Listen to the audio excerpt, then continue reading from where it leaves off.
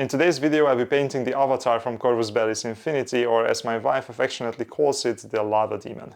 Hey guys, I'm Zoltan and you're watching Phalanx Miniatures. I received this model almost a year ago from my friend Adam for my birthday, and since then he has been poking me when I would be painting it up, so I thought I should give it a go before my next birthday at least. But aside from the peer pressure, this is also one of the coolest looking tag models in the whole Infinity lineup, and you would be surprised how easy and fun it is to paint it up in the box art color scheme. So if you're interested in how to paint glowing red skin, highlighted black armor and a really cool looking alien base, then strap yourself in and let's get painting. The glowing skin looks intimidating at first glance, but it's actually quite easy to achieve.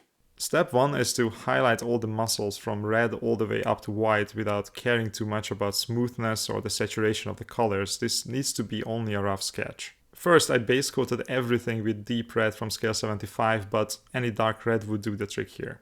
I used a big brush and covered everything, even the deepest shadows. I used quite thick paint with barely any water, but since I was doing it over a black primer, I still needed about like 3 full layers before getting to full coverage. And I didn't really care about hitting some of the armor panels around the muscles either. They will be black, so it will be super easy to fix any mistakes later with some black paint. As the next step, I needed a brighter red, so I chose the red from Chimera Colors, but something like Mephiston Red from Citadel would have also done the trick. I covered everything except the crevices and the deepest shadows with this. Since I already had a base coat of red, it was easier to achieve full coverage, so I only needed like 2 layers or so. Next, we are jumping up to orange from Chimera, but once again any bright orange would do. Now I was a bit more careful, so I switched to a slightly smaller brush and worked only inside the red highlights from the previous step. I covered most of the red, focusing only on the top part of the muscles, but leaving the shadows in between them, as well as most of the underside of the muscles in red. Then I did another big jump from orange to cold yellow and did the same thing, but now only working on an even smaller surface inside the previous orange highlight, but leaving some of the orange still visible.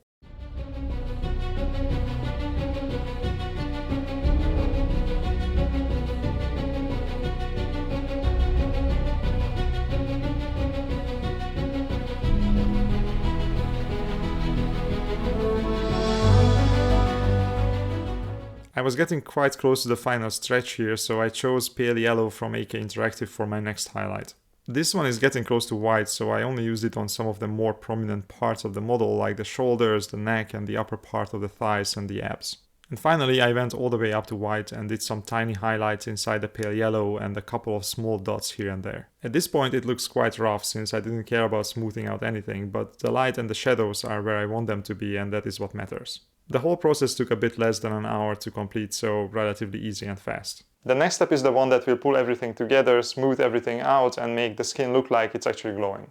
And the trick is very simple. All you need is fluorescent orange paint, and while you could apply it with a brush too in thin layers, it's much easier to do it with an airbrush and the end result will look much better as well. So I diluted some fluorescent orange from AK Interactive and sprayed it over the whole musculature in many thin layers. I simply applied it over everything I had painted before until all the layers were blended together and the skin seemed to be properly glowing. The whole spraying phase took around 15 minutes, but it worked like magic, as you can see. After the skin was done, I corrected all the overspray on the panels with some black paint, and then it was time to do some highlights. I used a single color for this, silver gray from Chimera, but it could be done with any bluish gray as well. First of all, I edge highlighted every single panel completely and relatively thickly as well. No need to be very thin at this stage, there will be more highlights later. And if you struggle with edge highlights, I have a video explaining how you can get better at it and what tricks I'm using to make it easier, so check that out if you're interested. But fortunately this model is relatively big and so are most of the elements that have to be edge highlighted. They are also quite straightforward to paint, not much thinking required really. So most edges were easy to get to. For some I simply turned the model on its head, and some were easier to simply freehand with the tip of the brush than using the side. Fortunately I was working on black, so any mistakes were easily corrected by a bit of black paint. But still, this was definitely the most time-intensive part of the painting process. It took me a bit more than 1 hour to complete the entire model based on the recorded footage, although it didn't feel that long when I was doing it. But it is also quite awesome to see how even a single pass of edge highlights can give the model definition. Once I was done with all the edges, I still needed to do all the volumetric highlights on the panels. Normally I would do some thinking about where to put the highlights, but this time I simply wanted to follow the key art, so easy peasy. easy. I took some of the silver gray I used for the edges and diluted it a bit more and painted in the highlights, not caring too much about the transitions for now, just making sure that the middle of the highlight is fully covered by adding multiple layers there. And leaving the edges partially covered with a single layer actually helps, since this will create a rough transition. Then I loaded the silver gray into the airbrush to smooth out the transitions. I used low pressure and very high dilution, focusing on the transitions between the black and the gray highlights on the larger panels. On the smaller panels, I simply focused the spray into the middle of the highlight using the slight halo effect of the paint to smooth the transition out. And I know that this looks intimidating to do, but it is way easier than it looks. With high dilution, low pressure and small trigger movements, there is very little that can actually go wrong. Also, most of the time I can simply move the model in a way that there is no other element behind what I want to hit to avoid overspray, and when that is not possible, I can also block the overspray by putting a finger there.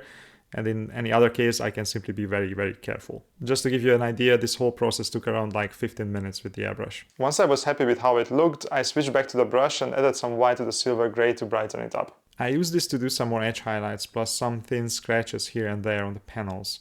I focused most of these edge highlights on the top edge of the panels, and I also brightened up the middle of the volumetric highlights with this too, making sure to only paint inside the area that was fully covered by the silver gray before.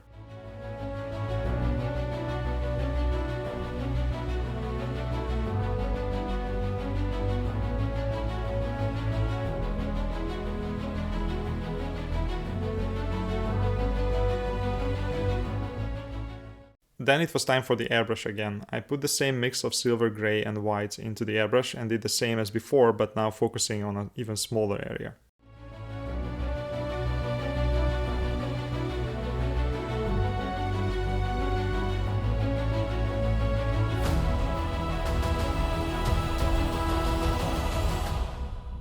Once I was done, I thought that I went a little too far with the highlights and I needed to bring the black back a bit.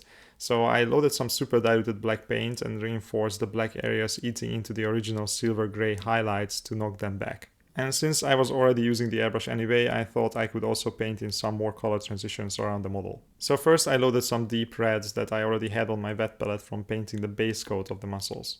On the key art, some black panels have a transition from black to red, and looking at the model, I thought that this is a great idea since it needed some more visual interest. I already had all the edge highlights and little scratches done in the previous step on these panels. All I needed to do now was to slowly build up the red over them, focusing more and more on the ends that I wanted to be red. Since I was using transparent paint due to how diluted it was, the edge highlights and the scratches are still somewhat visible under the red and make the panel look worked on. I did the same thing with the muzzle of the gun. On the key art, this has a color transition to an orangish brown, so I used Gryph-hound orange contrast through the airbrush.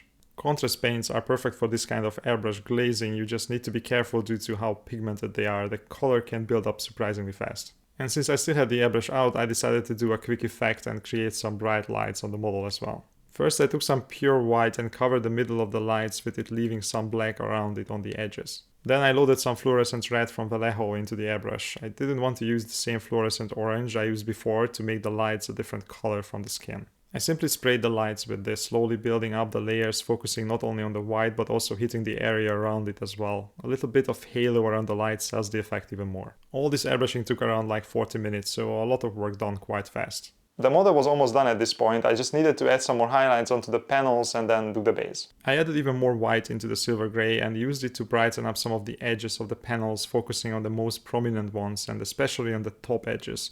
I also added some more dots and scratches here and there.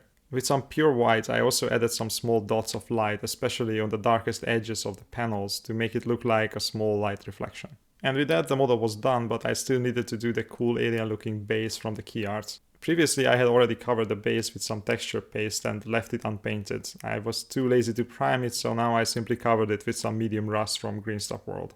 Then I took some of the silver grey that I used on the black panels and did some 2-minute highlighting job on the rack the avatar is standing on.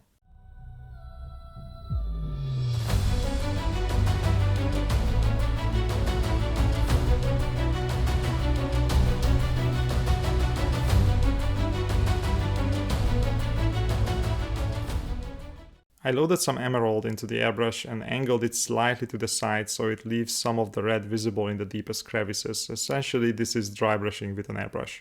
And I intentionally oversprayed the rack and the legs of the avatar. This will help them blend into the base more. Then I did the same but changed the emerald to blue-green. I sprayed this the same way, but only inside the previous emerald highlight. I felt like I lost a bit too much of the red, so I added some back and then sprayed lightly over it again to blend it in, but this time making sure that more remains visible. I'm not entirely sure what the model at the feet of the avatar is supposed to be, maybe someone in the comments can enlighten me, but it seems to have some similar musculature going on as the avatar. So I decided to make that somewhat glowy as well, but different color and not as bright to not call too much attention to it. So instead of orange, I used some fluorescent violet. But because I already had the Gryph-hound orange on my desk from the previous step, I decided to finish the wreck by tinting it with this color.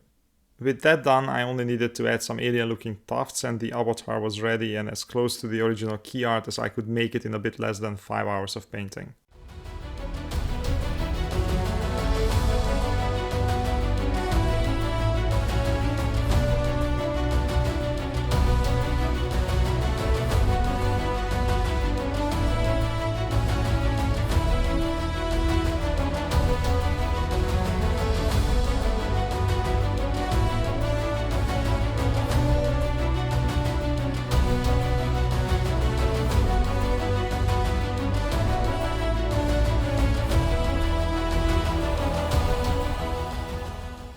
Thank you very much for watching, and if you like the end result or if you have any questions, please let me know in the comments below, and don't forget to like and subscribe as usual. See you in the next one.